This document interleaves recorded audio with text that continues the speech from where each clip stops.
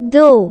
इच्छा शक्ति सफलता की ओर पहला कदम, दौलतमंद बनने की ओर पहला कदम। जब एडविन सी बंसम उस ऑरेंज न्यू जैसो में मालगाड़ी से उतर तो उसके दिमाग में यह कतई नहीं आया कि वो सिर्फ एक आगंतुक है, बल्कि वो एक राजा की तरह महसूस कर रहा था। जब उसने थॉमस अल्वा एडिसन के दफ्तर की ओर रुख किया तो उसका मन काम पर लग गया था। उसने मन ही मन खुद को एडिसन के सामने खड़ा पाया। उसने यह पाया कि एडिसन उसे जिंदगी भर का जुनून एवं चाहत पूरा करने के लिए अपने साथ काम करने का मौका दे रहे हैं। बस की चाहत सिर्फ एक उम्मीद नहीं थी, न ही सिर्फ एक साधारण सी इच्छा थी, बल्कि वो इससे भी कहाँ ज्यादा थी। यह एक ज्वलंत चाहत थी जिसके लिए वो कुछ भी कर गुजरने को तैयार था। सबसे बड़ी बात यह थी कि उसने मन में यह निश्चय कर लिया था कि उसे यह हासिल ही करना है। मतलब उसकी चाहत निश्चित थी, उसका उद्देश्य दृढ़ था। जब वो एडिसन से मिला तो यह चाहत बंस के लिए नई नहीं थी, बल्कि यह उसके मन में लंबे समय से सबसे अधिक हावी इच्छा थी। हो सकता है कि शुरुआत में यह चाहत सिर्फ एक इच्छा ही रही हो, पर जब वो एडिसन के सामने खड़ा हुआ तो वो सिर्फ एक इच्छा मात्र नहीं थी, बल्कि उससे भी कहाँ मजबूत थी, कहीं दृढ़ थी। कुछ वर्षों बाद वो फिर से उसी दफ्तर एडिसन के सामने खड़ा हुआ जहां वो पहली बार मिला था। इस बार उसकी चाहत वास्तविकता में तब्दील हो चुकी थी। वो एडिसन के साथ व्यवसाय करने लगा था। उसके मन में सबसे हावी सपना वास्तविकता में तब्दील हो चुका था। आज जो लोग बंस को जानते हैं और उनसे ईर्ष्या करते हैं, वो बस इसलिए कि उन्हें लगता है कि बस को भाग्य की बदौलत एडिसन के साथ काम करने का मौका मिला था। असल में उन लोगों ने बंस को सफलता हासिल करने के बाद देखा हुआ था। सच कहूँ तो उन लोगों ने कभी उसके सफल होने के कारणों पर गौर ही नहीं किया। एडिसन के ऑफिस में काम करते हुए 5 वर्ष बीतने के बाद भी बंस को सफल होने की कोई भी उम्मीद नहीं दिख रही थी। न हो ऐसा कुछ हुआ था जिससे वो एडिसन के साथ व्यवसाय में भागीदार हो सके। हर किसी के लिए वो एडिसन के दफ्तर में काम करने वाले सैकड़ों व्यक्तियों में से एक था, पर वो अपने मन पहले दिन से ही एडिसन के व्यवसाय का पार्टनर बन चुका था। बंस की कहानी एक दृढ़ इच्छा शक्ति का बेहतरीन उदाहरण है। बंस सफल इसलिए हुआ क्योंकि उसके मन में इससे बड़ी चाहत कोई नहीं थी कि उसे सिर्फ एडिसन के साथ काम करना है। उसने इसके लिए एक प्लान बनाया और अपने वे सारे रास्ते बंद कर दिए जिनसे वो पीछे पलटकर वापस जा सके। वो अपनी चाहत के साथ खड़ा रहा जब तक कि उसकी चाहत मन में हावी न हो गई और फिर वास्तविक रूप में न दिख गई। जब वो पहली बार ऑरेंज एडिसन के दफ्तर पहुंचा तो उसके मन में कतई इस तरह के ख्याल नहीं थे, मैं एडिसन से उसके दफ्तर में काम करने के लिए मौका मांगूंगा, बल्कि उसने यह कहा कि उसे एडिसन के साथ उसके व्यवसाय में साझीदार बनना है। उसने कभी यह नहीं कहा, मैं कुछ महीने यहाँ काम करूंगा, अगर मुझे यहाँ कुछ उत्साहजनक मौके नहीं मिलते हैं तो मैं छोड़कर कोई और नौकरी की तलाश करूंगा। बल्कि उसने यह बात रखी, मैं कहीं से भी शुरुआत करूंगा। अल्पविराम, आपके लिए सब कुछ करने को तैयार हूँ जो आप कहेंगे, जब तक कि मुझे आपके साथ व्यवसाय करने का मौका नहीं मिल जाता। उसने यह नहीं बोला, अगर मैं एडिसन के इस संस्था में असफल हो जाता हूँ तो मैं दूसरे मौकों की तलाश करूँगा। उसने बोला, मुझे जिंदगी में एक ही चाहत है कि मुझे महान थॉमस अल्वा एडिसन के साथ उनके व्यवसाय में भागीदार बनना है। इसलिए मैं पीछे लौटने के सारे रास्ते बंद करके अपने संपूर्ण भविष्य की इसे हासिल करने में लगा दूंगा। बहुत पहले की बात है, एक महान योद्धा हुआ करता था जिसे एक बार युद्ध क्षेत्र में विजय पाने के लिए कड़ा निर्णय लेना पड़ा। उसे अपनी सेना को शत्रु के साथ युद्ध पर लड़ने के लिए भेजना था। शत्रु की सेना संख्या में उसकी सेना से बहुत बड़ी थी। उसने अपने सैनिकों को नाव में बैठाकर नदी के उस पार भेजा और सभी सैनिकों तथा औजारों के उतरने के बाद उसने सभी नावों को आग लगाने की आज्ञा दे दी। फिर युद्ध होने से ठीक पहले उसने अपने सैनिकों से कहा, आप देख रहे हो, सारी नावें जल रही है। अगर हम अपने शत्रुओं को मार नहीं देते तो अब हमारे पास वापस लौटने का कोई जरिया नहीं है। अब हमारे पास सिर्फ एक ही उपाय है, या तो मिट जाओ या फिर अपने शत्रुओं का नाश कर दो। अंत में हुआ यूं कि वे लोग जीत गए।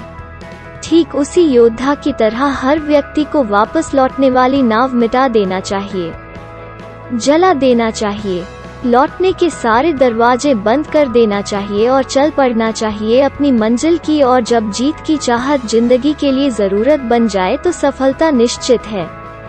उस भयावह शिकागो शहर का आग में झुलसने के अगले दिन कुछ व्यवसायी शहर की एक गली में खड़े होकर राख बन पड़ी अपनी दुकानों को देख रहे थे। उन्होंने एक सभा आयोजित की जहां वे यह निर्णय ले सके कि शिकागो शहर को फिर से बनाना चाहिए या फिर देश की किसी अन्य भूभाग में बेहतर आशाजनक जगह की खोज करनी चाहिए। हर कोई सिर्फ एक ही नतीजे पर पहुंचा कि उन्हें शिकागो शहर छोड़ देना चाहिए और किसी बेहतर जगह की तलाश करनी चाहिए। सिर्फ एक व्यक्ति को छोड़कर यह व्यवसाय जिसने रुकने और फिर अपना स्टोर बनाने की हिम्मत जुटाई, उसने अपने साथी व्यवसायों से उंगली दिखाते हुए कहा, प्रिय मित्रों, मैं ठीक इस जगह पर दुनिया का सबसे बड़ा स्टोर बनाऊंगा। चाहे जितनी दफा यह जल जाए पर मैं हार नहीं मानूंगा। वो स्टोर बना, यहाँ तक कि आज भी उस राज्य की सत्ता में वो सबसे ऊंचा स्मारक खड़ा हुआ है। उस समय मार्शल फील्ड के लिए सबसे आसान रास्ता यही होता कि वो अन्य व्यवसायों की तरह उनके साथ शामिल हो जाते। जब उसके साथियों ने बुरे होते हालातों और धूमिल होते भविष्य को देखकर वहां से भाग खड़े हुए और आसान रास्ते की तरफ बढ़ चले। यही जो अंतर मार्शल फील्ड और अन्य व्यापारियों के बीच था, ठीक वही अंतर एडविन सी बर्न्स और अन्य उन कार्यकर्ताओं में था जो एडिशन के दफ्तर कार्यरत थे। ठीक यही अंतर हर सफल और अन्य असफल व्यक्तियों के बीच होता है। ठीक यही अंतर एक सफल नेता और असफल नेता के। हर इंसान जिसे पैसों की जरूरत है वो पैसों की इच्छा रखता है। सिर्फ इच्छा रखना आपको धनवान नहीं बना देता। लगातार अमीर बनने की चाहत जब तक जुनून न बन जाए और फिर उसके लिए निश्चित योजना बनाना एवं अमीर बनने के लिए दृढ़ प्रतिज्ञ रहना तथा असफल होने पर अपने योजना पर विश्वास रखना ही हमें अमीर बनने की ओर ले जाता। इच्छा शक्ति के दम पर अमीर बनने के ये निम्नलिखित 6 कदम हैं जो आपको आपके सपनों तक पहुंचा सकते हैं। 1. आप जितना धन कामना चाहते हैं उसे निश्चित कर ले। यह कहना पर्याप्त नहीं है मुझे ढेर सारा पैसा कामना है। यह राशि बिल्कुल निश्चित होनी चाहिए, जैसे 1 करोड़ रुपए। इसके पीछे एक मनोवैज्ञानिक कारण है जो आपको अगले अध्याय में बताया जाएगा। कोष्टक 2. यह निर्धारित कर ले कि इतना धन कमाने के लिए आप क्या कुछ कर गुजरने को तैयार है। ऐसा कोई भी नियम नहीं है जिससे बिना कुछ किए ही बहुत कुछ हासिल किया जा सके। 3. एक निश्चित तारीख तय कर ले। आप कब तक वो धनराशि कामना चाहते हैं। 4. अपना धन कमाने की इच्छा के लिए एक योजना तैयार कर ले और अभी से शुरुआत कर दे। इससे फर्क नहीं पड़ता कि आप अभी तैयार है या नहीं। 5. एक कागज पर साफ तौर पर यह सब लिख ले कि आप कितना धन कमाना चाहते हैं, तारीख, इसके बदले आप क्या कर गुजरने को तैयार है और अपनी योजना को भी लिख ले जिसके सहारे आप निश्चित धनराशि कमाने जा रहे हैं। 6. अपने लिखे हुए कथन को दिन में 2 बार पढ़े, एक बार रात में सोने से पहले और एक बार सुबह जागने के बाद। जैसे जैसे आप पढ़े उसे अपने नजरों के सामने देखे, महसूस करे और इस बात पर विश्वास करे कि वो निश्चित धनराशि आपको हासिल हो चुकी है। ऊपर समझाए गए 6 निर्देशी का आपको पालन करना है। खास तौर पर आपको 6वां निर्देश कुछ ध्यान से पढ़ना है और उस पे अमल करना है। आप यह शिकायत कर सकते हैं कि खुद को ऐसे व्यक्ति के रूप में कैसे देख सकते हैं जिसने वो धनराशि अर्जित कर ली है, जब तक आप उसे सच में हासिल न कर ले। इसी वक्त मजबूत इच्छा शक्ति की जरूरत होती है, मजबूत चाहत की जरूरत होती है। अगर आपको सच में उस धनराशि को पाने की चाहत है और वो आपका जुनून है, तो आपको खुद को एक उस धनराशि को अर्जित कर लेने वाले व्यक्ति के रूप में देखने में कोई कठिनाई नहीं होगी। लक्ष्य है धनराशि, बस आपको स्वयं स्वीकार करना है कि आपने वो धन अर्जित कर लिया है। फिर देख लेना, प्रकृति आपको वो धनराशि अवश्य देगी। जो लोग धन के प्रति जागरूक रहते हैं वही अमीर बनते हैं। धन के प्रति जागरूक रहने से तात्पर्य यह है कि जो लोग लगातार धन के बारे में सोचते रहते हैं और धन की चाहत रखते हैं, वही लोग खुद को अमीर बनने की स्थिति में तभी देख पाते हैं जब असल में वे नहीं होते हैं। जिन लोगों को इंसानी दिमाग के बारे में अधिक जानकारी नहीं है, वे लोग इन सिद्धांतों को अव्यवहारिक कह सकते हैं, पर ये 6 नियम हर किसी के जिंदगी में मदद कर सकते हैं। ये जानकारी उस व्यक्ति एंड्रू कार्नेगी के द्वारा मिली थी, जिसने एक स्टील मिल में एक सामान्य मजदूर की तरह जिंदगी की शुरुआत की थी। पर इस सामान्य सी शुरुआत के बावजूद उसने इन सिद्धांतों को अमल में लाकर $10 करोड़ से अधिक दौलत कमा ली।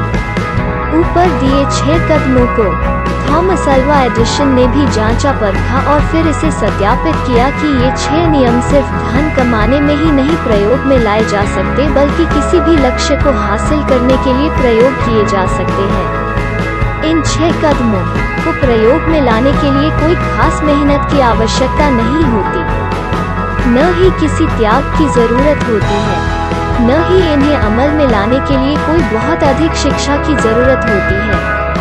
पर इन कदमों का सफल प्रयोग पर्याप्त कल्पना के माध्यम से ही संभव है। इस बात को जानने की जरूरत है कि धन भाग्य या फिर अच्छी तकदीर से नहीं प्राप्त होता, बल्कि उसकी कल्पना करनी पड़ती है। जिस किसी ने भी अपनी बेहतरीन तकदीर का निर्माण किया है, उन सभी ने एक निश्चित मात्रा में सपने देखे हैं, उम्मीद की है, ज्वलंत इच्छा रखी है और योजना बनाई है, इससे पहले कि वो निश्चित धनराशि अर्जित कर पाते। आपको यह भी पता होना चाहिए कि सभ्यता के प्रारंभ से ही जितने महान नेता हुए हैं, वे बहुत बड़े स्वप्नदर्शी थे। अगर आप महान अमीर लोगों की अपने मन में कल्पना नहीं कर सकते, तो आप कभी अपने बैंक में उतना धन नहीं देख सकते। सच्चे स्वप्नदर्शियों के लिए जितने अवसर आज है, उतने अवसर इससे पहले कभी नहीं थे। इस भागती दौड़ती दुनिया में जो लोग अमीर बनना चाहते हैं, उन्हें यह जानकर प्रेरणा मिलेगी कि आज दुनिया को नए विचार, काम करने के नए तरीके, नए नेता, नए आविष्कार, शिक्षा की नई तकनीकी, बेचने के नए तरीके, नई पुस्तकें, नया साहित्य, बीमारियों के नए इलाज और व्यापार तथा जिंदगी के लिए नए दृष्टिकोण की आवश्यकता है। इन सब नई मांग के बीच एक बात निश्चित है कि अगर आपको जीतना है तो आपके पास निश्चित उद्देश्य, ज्ञान और मजबूत इच्छा शक्ति का होना जरूरी है। ये सब हासिल करने के लिए सच्चे स्वप्नदर्शी की जरूरत होती है, जो अपने स्वप्नों को कार्यों में तब्दील कर सके। सच्चे स्वप्नदर्शी हमेशा से थे, हैं और रहेंगे। यही वे लोग होते हैं जो विश्व का सांचा बनाते हैं। जो सच में बड़े नेता हुए हैं, उन्होंने अपने सपनों, नए अवसरों और अनदेखी चीजों को वास्तविकता में बदला है। इन लोगों ने अपनी विचार शक्ति से शहरों, हवाई जहाज, फैक्ट्रियां, कार, बढ़िया स्वास्थ्य और जिंदगी को सुगम बनाने के नए तरीकों का इजाद किया है। आज सपने देखने वालों में 2 जरूरी विशेषताएं होनी ही चाहिए: सहनशीलता और खुली सोच। जिन लोगों को नएपन से डर लगता है, उनके सपने शुरू होने से पहले ही दम तोड़ देते हैं। नेताओं के लिए आज से बढ़िया समय कभी नहीं था। आजकल बहुत ही प्रचुर मात्रा में व्यापार, आर्थिक और औद्योगिकरण को नए सांचे में डालकर नए तरीके से काम किया जाने का वक्त है। अगर आप दौलतमंद बनने की योजना बना रहे हैं, तो किसी को अपने सपनों का मजाक मत उड़ाने दीजिए। अगर आप जीतना चाहते हैं, तो आपको उन व्यक्तियों के जज्बा को जीना पड़ेगा, जिनके भूतकाल में देखे गए सपनों ने सभ्यता को नई ऊंचाइयां वो आत्मा दी। जिससे हम लोग इस समाज में मिलजुल कर रह सके। आपको और हमें आगे बढ़ने को और दुनिया को अपनी प्रतिभा दिखाने का मौका मिला। उस कोलंबस को मत भूलिए, जिसने एक अज्ञात दुनिया की कल्पना की और उसे खोजने के लिए अपनी जिंदगी झोंक दी। अंत में वो सफल भी हुआ। कोपर्निकस, एक महान ज्योतिष, जिसने दुनिया की बाहुल्यता का सपना देखा और उसकी खोज कर दिया। सच ही कहा गया है कि सफलता पाने के बाद सारी गलतियां माफ हो जाती है और असफल होने के बाद कोई बहाना भी काम नहीं करता। अगर जो आप चाह रहे हैं वह सही है और उस पे आपको विश्वास है तो उसे हासिल करने के लिए आगे बढ़िए। आप अपने सपनों को झोंक दीजिए और अगर कभी आप अस्थायी रूप से असफल भी हो जाए तो उन लोगों की बातों को अपने दिमाग पर हावी मत होने दीजिए, क्योंकि उन्हें नहीं पता कि ये अस्थायी असफलता कामयाबी का द्वार खोलती है। हेनरी फोर्ड, एक अनपढ़ और गरीब व्यक्ति, जिसने बिना जानवरों के चलने वाली गाड़ी का सपना देखा। उसने उस वक्त का इंतजार नहीं किया जब उसके पास ऐसे साधन उपलब्ध होंगे जो उस गाड़ी को बनाने के लिए मददगार होंगे, पर उसके पास जो कुछ भी था वहीं से काम करना प्रारंभ कर दिया और आज पूरी दुनिया उसके पहियों पर चल रही है। उसने दुनिया में इतनी गाड़ियां चला दी जितना किसी अन्य व्यक्ति ने कभी नहीं चलाई। यह सब इसलिए संभव हुआ क्योंकि उसे अपने सपनों पर विश्वास था। थॉमस अल्वा एडिसन ने विद्युत से चलने वाले बल्ब का आविष्कार करने का सपना देखा। इससे पहले कि उसका यह सपना सच हो पाता, वो 10,000 बार असफल हुआ। सच्चे स्वप्नदर्शी काम को बीच में नहीं छोड़ते। लीकलो ने काले नौकरों की स्वतंत्रता का सपना देखा, अपने सपनों को कार्यान्वित किया और कभी इस बात को मन से जाने नहीं दिया कि उत्तर और दक्षिण अमेरिका एक साथ संयुक्त हो जाएंगे, जब तक कि यह असल में हो नहीं गया। राइट बंधुओं ने हवा में उड़ने का सपना देखा और आज पूरी दुनिया हवा में उड़कर एक जगह से दूसरी जगह जाती है। मार्कोनी ने हवा में संदेश भेजने का सपना देखा। उसके सपनों का परिणाम यह हुआ कि आज हम सभी के पास रेडियो है, टीवी है और मोबाइल फोन है। साथ ही साथ मार्कोनी के सपने ने उसे उसका केबिन और घर भी दिला दिया। इसने दुनिया के एक छोर में रहने वाले व्यक्ति को दूसरे छोर में रहने वाले व्यक्ति से जोड़ दिया। तुरंत कुछ ही क्षणों में कोई भी समाचार, सूचना और मनोरंजन संपूर्ण विश्व में फैल जाता है।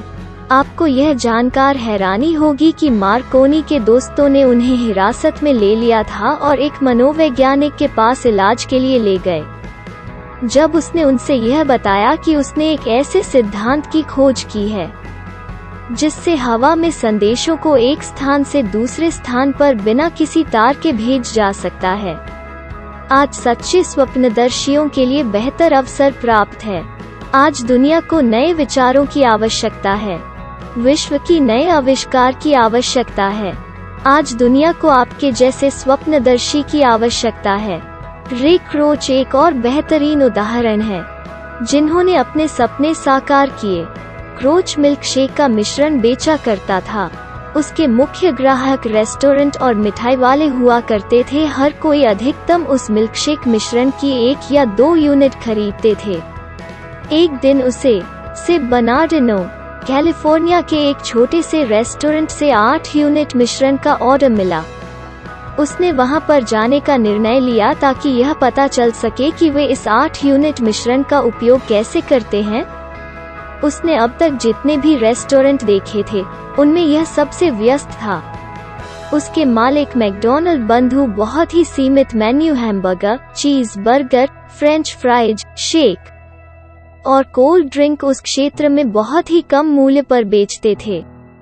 क्रीच की यह अवसर दिखा और उसने सोचा अगर इस रेस्टोरेंट की श्रृंखला खोल दी जाए तो बहुत उत्पादन होगा और बहुत कमाई की जा सकती है। शायद पैसों का अंबार लग जाए। उसने मैकडॉनल्ड बंधुओं के सामने इस विचार का प्रस्ताव रखा और उन्होंने हामी भर दी। कुछ ही वर्षों में मैकडॉनल्ड देश का सबसे अधिक फूड रेस्तरां ही नहीं बना बल्कि इसने फास्ट फूड इंडस्ट्री की भी शुरुआत कर दी। फिर क्रोच ने इस श्रृंखला को आगे बढ़ाकर संपूर्ण विश्व में फैला दिया और दुनिया के सबसे अमीर व्यक्तियों में शामिल हो गया। संपूर्ण दुनिया में अवसरों की अब कमी नहीं है। किसी भी तरह के सपने का पहला कदम मजबूत इच्छा शक्ति होती है। सपने उपेक्षा, आलसपन और महत्वाकांक्षा की कमी में नहीं जन्म लेते। न ही अब विश्व सपने देखने वालों का उपहास करता है और न ही यह कहता है कि यह अव्यावहारिक है।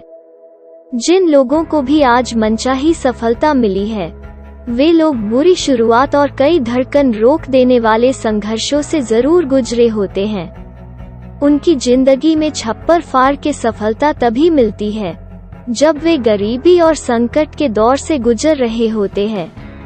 जॉन बनियान को जब धर्म पर अपनी राय रखने के लिए जेल मिला था, उसी के बाद ही उन्होंने द पिलग्रिम्स प्रोग्रेस पुस्तक लिखी थी। प्रेम में असफलता के बाद कई लोग नशे में डूबने लगते हैं और अपनी जिंदगी बर्बाद कर लेते हैं। वो इसलिए कि अधिकतर लोगों ने कभी यह सीखने की कोशिश की कि सबसे मजबूत भावनाओं को किसी रचनात्मक स्वभाव में कैसे तब्दील किया जाता है। हेलेन केलर जन्म से ही गूंगे, बहरे और अंधी थी। अपने इस दुर्भाग्य के बावजूद उनका नाम इतिहास में स्वर्णिम अक्षरों से लिखा हुआ है। उनकी संपूर्ण जिंदगी इस बात का प्रतीक है कि किसी भी व्यक्ति की हार तब तक नहीं होती जब तक वो उसे स्वीकार नहीं कर लेता। रॉबर्ट बर्न्स एक अनपढ़ व्यक्ति थे। उनका बचपन गरीब में बीता और बड़े होते होते उन्हें शराब की लत भी लग गई थी, पर प्रकृति ने उनके लिए कुछ बेहतर लिखा था। उन्होंने अपने सुंदर विचारों से कविताओं में समा बांधा था। उनका कविताएं लिखने का उद्देश्य दुनिया में बुराइयां हटाकर अच्छाइयां फैलाना था। फिल्मों में अत्यधिक सफलता भी उन्हें नए लक्ष्य बनाने से नहीं रोक सकी। उन्होंने अपने लिए नए लक्ष्य तय किए और व्यापार करने की ओर बढ़ निकले।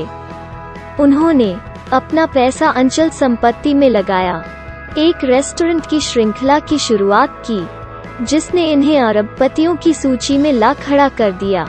उन्हें जो भी लक्ष्य तय किया वो सोना बन गया। वो सफल होते चले गए। फिर उन्होंने समाज की मदद करनी चाहिए, जिस कारण वो देश के कई दूर दराज इलाकों में गए, छोटे शहरों में गए और वहां पर उन्होंने बच्चों और नौजवानों को हिंसा और अपराध को त्याग कर नशीले पदार्थों और गुंडागर्दी न कहकर शिक्षित बनने की आवाज उठाई। उन्होंने कई संगठनों में सक्रिय नेता की भूमिका निभाई जिससे लोग शारीरिक फिटनेस पर ध्यान दे सके। बुकर टी वॉशिंगटन का जन्म गुलामी में हुआ। वे जाति और रंग से अछूते थे। वो सहिष्णु, सभी तरह के विषयों में खुले विचारों वाले और एक सपने देखने वाले व्यक्ति थे। उन्होंने सभी तरह की जातियों में अपनी अच्छी छवि बना ली थी। बीथोवन बहरे थे, मिल्टन अंधे, परंतु जब तक यह दुनिया रहेगी उनके नाम भी स्वर्णिम अक्षरों में ऐसे ही लिए जाते रहेंगे क्योंकि उन्होंने सपने देखे और उन्हें साकार किए। अर्नोल्ड श्वार्ज़नेगर एक अन्य व्यक्ति है जिन्होंने अपने सपनों को साकार किया। उन्हें दुनिया ने पहली बार दुनिया तब जाना जब बेहतरीन भारोत्तोलक को मिस्टर यूनिवर्स का खिताब दिया गया, पर श्वार्ज़नेगर सिर्फ एक मस्क्यूलर व्यक्ति नहीं थे। उनकी जिंदगी में सपने और लक्ष्य थे। सपने साकार करके वे एक धनी व्यापारी, सबसे अधिक मेहनताना लेने वाले फिल्म अभिनेता और अब कैलिफोर्निया के राज्यपाल बन गए। उनका जन्म ऑस्टिन में हुआ और बचपन भी वहीं गुजरा। बचपन से ही उन्होंने भारोत्तोलन की ट्रेनिंग प्रारंभ कर दी थी। 18 वर्ष की आयु ने उन्होंने बॉडी बिल्डिंग की पहली प्रतियोगिता जीती। इसके बाद 5 बार लगातार मिस्टर यूनिवर्स बनने का खिताब भी उनके नाम ही है। फिर वे यूनाइटेड स्टेट्स विस्थापित हो गए और वहां पर भी ऐसी ही प्रतियोगिताएं जीतते रहे। हालांकि उन्होंने बॉडी बिल्डिंग में क्षेत्र में वो सब कुछ हासिल कर लिया था जो किसी अन्य व्यक्ति को प्राप्त करना मुश्किल होगा। उन्हें अब इस क्षेत्र में कोई चुनौती नहीं दिखी, इसलिए उन्होंने अपनी प्रतिभा को अन्य क्षेत्रों में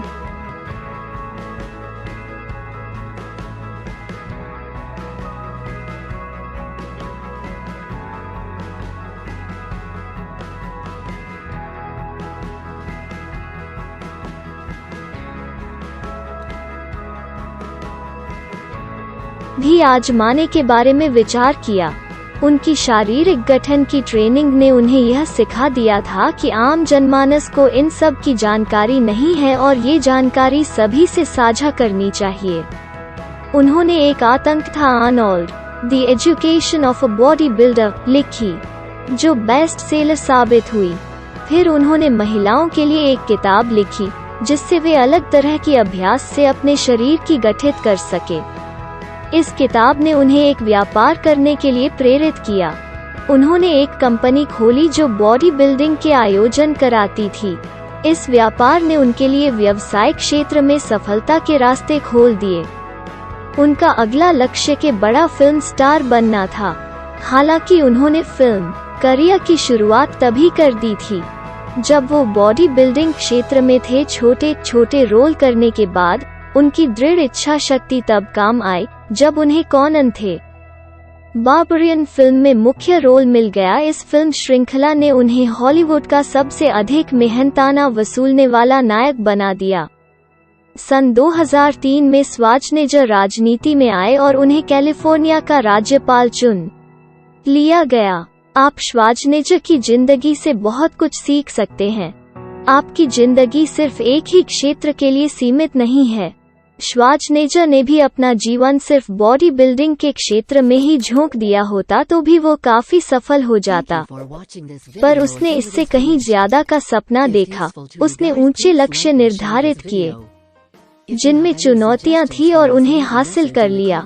उसने अपनी पिछली सफलताओं से शिक्षा बेकार नहीं जाने दी और उसका हर क्षेत्र में उपयोग किया। श्वार्ज़नेगर की तरह आप अपने आलोचकों से डरिए मत। आलोचकों ने उसकी पहली फिल्म में उसकी कड़ी निंदा की थी, परंतु उसने हार नहीं मानी और अपना कार्य जारी रखा। इसी दृढ़ता ने उसे हॉलीवुड के सबसे अधिक मेहनताना लेने वाले अभिनेताओं में शामिल कर दिया। अगले अध्याय में बढ़ने से पहले आप उम्मीद, विश्वास, साहस और सहिष्णुता की शक्ति को मन में पूरी तरह से बैठा लीजिए। अगर आपके पास यह मनःस्थिति और इन सिद्धांतों के काम करने के नियम ढंग से पता है तथा इन्हें अमल कर रहे हैं तो यह समझ लीजिए आप वो सब हासिल करने के लिए तैयार है जो आप चाहते हैं। सिर्फ किसी वस्तु की इच्छा रखने और उसे हासिल करने के लिए तैयार होने में फर्क होता है। किसी भी व्यक्ति का मन उस वस्तु को तब तक हासिल करने के लिए तैयार नहीं होता जब तक उसके मन पूरी तरह से यह विश्वास न कर ले कि उसे वो वस्तु मिल चुकी है। यह मनःस्थिति विश्वास की होती है, न कि सिर्फ उम्मीद और इच्छा की। इस तरह का विश्वास पाने के लिए आपका मन पूर्ण रूप से पूर्वाग्रह मुक्त होना चाहिए। पूर्वाग्रह होने पर आप इच्छा, साहस और विश्वास जगा नहीं सकते। गरीबी, कंजूसी इन सब को हासिल करने से अधिक प्रयास खुशियाँ और समृद्धि को हासिल करने के लिए नहीं करना पड़ता है। एक महान कवि ने अपनी कविता में सही कहा है, मैंने धन के लिए जीवन से सौदेबाजी की और जिंदगी आपको उससे अधिक नहीं देगी। मैंने शाम को भीख मांगा, फिर मेरे पास प्राप्त कुछ सिक्कों को गिनने बैठ गया। जीवन ABS एक नियोक्ता है, वो आपको वो देता है जो आप मांगते हो, पर एक बार आपने औकात नाप ली, उसके बदले आपको बहुत काम करना पड़ेगा। मैंने एक नौकर भाड़े पर लिया सिर्फ यह जानने के लिए वो कितना निराश है। मुझे पता चला कि मैंने ईश्वर से कुछ भी मांगा होता, उसने राजी खुशी से भुगतान कर दिया होता। मैरी के ऐश, जो मैरी के कॉस्मेटिक की संस्थापक है, उन्होंने अपनी और विश्व भर में अपने कंपनी के काम करने वाले, जिनकी अब 25,000 की संख्या है, कंसल्टेंट्स की सफलता का राज आत्मविश्वास बताया। उनका यह करियर साल पहले प्रारंभ हुआ था जब उन्होंने स्टेनली होम प्रोडक्ट्स में काम करना शुरू किया। उन्होंने कई बार इस बात को स्वीकार किया है कि अपने इस काम के प्रथम वर्ष में वो सफल नहीं हो पाई थी और इस काम को छोड़ देना चाहती थी, पर उनकी सोच तब बदली जब उन्होंने स्टैनले सेल्स का सेमिनार में भाग लिया। उन्होंने बताया, उस वर्ष कंपनी की प्रतियोगिता में खूबसूरत, लंबी और सफल महिला को रानी के खिताब से नवाजा जाना था और उस वर्ष उस महिला को वो खिताब मिला जिसकी किसी ने उम्मीद ही नहीं की थी। मैंने निर्णय लिया कि मैं स्टेज पर जाऊंगी और अध्यक्ष से बात करूंगी और उन्हें अगले वर्ष रानी का यह खिताब जीतने का इरादा बताऊंगी। श्रीमान चेवरिज मुझ पर हंसे नहीं, बल्कि उन्होंने मेरी आंखों की तरफ देखा और कहा, मुझे भी लगता है कि तुम जीत सकती हो। इन शब्दों ने मेरी जिंदगी में जान डाल दो और अगले वर्ष मुझे रानी का खिताब दिया गया। मैरी के ने इस बात को बताया कि सफलता हासिल करने का पहले कदम यह है कि आप खुद पर विश्वास रखें कि आप योग्य हैं और आप उस सफलता के असली हकदार हैं। उन्होंने अपने एक लेख में कामयाबी हासिल करने के लिए कुछ कदमों का अभ्यास करने के लिए बताया है। वे 4 कदम निम्न है। खुद को सफल व्यक्ति के रूप में महसूस कीजिए। हमेशा खुद को सफल व्यक्ति के रूप में देखें। उस व्यक्ति को सोचें जिसके जैसे आप बनना चाहते हैं। हर दिन कुछ वक्त अकेले बिताइए। आराम से शिथिल होकर बैठ जाइए, अपनी आंखें बंद कर लीजिए और अपनी चाहत और लक्ष्य पर ध्यान दीजिए। अपने आप को एक नए वातावरण में देखिए जिसकी आप कल्पना करते हैं। खुद को योग्य समझिए और आत्मविश्वास से ओतप्रोत हो जाइए। पिछली सफलताओं को याद कीजिए। हर कामयाबी, चाहे वो छोटी हो या बड़ी, वो यह सिद्ध करती है कि आप योग्य हैं और सफल हो सकते हैं। पिछली सफलताओं को सेलिब्रेट कीजिए और जब भी आप निराश हो उन कामयाबी को याद कीजिए। लक्ष्य निर्धारित करें। साफ तौर पर यह तय कर ले कि आपको क्या चाहिए। इस बात से हमेशा चौकन्ना रहिए और अपने लक्ष्य से कभी भ्रमित न होइए। जिंदगी के लिए सकारात्मक रवैया रखें। खुद का सकारात्मक चित्र बनाएं। आपकी जिंदगी, कार्य और निर्णय सभी में विश्वास रखें और सकारात्मक रहे।